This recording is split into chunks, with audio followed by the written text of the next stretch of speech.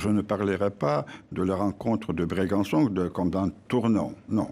Je crois quand même, j'ai assisté à la première rencontre à Versailles, et cette rencontre, elle était bonne. Bon, la conférence de presse était un tout petit peu tendue, puisque les questions étaient difficiles, et je crois que la réponse d'Emmanuel Macron sur RT et Sputnik était un tout petit peu trop violente, qui n'a pas été beaucoup appréciée par Poutine.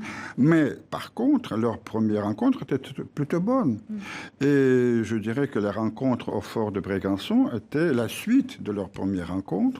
C'est vrai, et d'ailleurs, j'ai remarqué que quand Emmanuel Macron a parlé devant les ambassadeurs français, je crois il y a 2 ans, dans son discours, il a eu un long passage sur les relations avec la Russie qui était complètement gaulien. J'ai dit, écoutez, c'est De Gaulle qui revient. Voilà.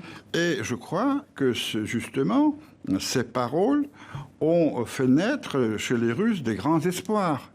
Il a eu cette rencontre de Brégançon qui finalement s'est soldée par quelques toutes petites avancées. On a décidé de créer un groupe pour parler de la nouvelle architecture de sécurité en Europe, rien de plus.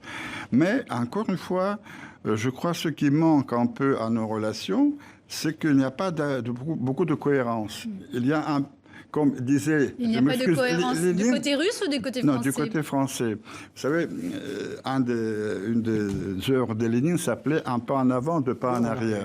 Oui. À côté, c'est un peu ce qu'on voit avec Emmanuel Macron, je m'excuse, mais des fois, elle fait un pas en avant et puis 2 pas en arrière. Et je crois que la dernière affaire avec les sanctions contre la Russie sur l'affaire Navalny a quand même beaucoup... a fait les Russes se poser des questions sur quelles sont ses vraies intentions vis-à-vis de la Russie.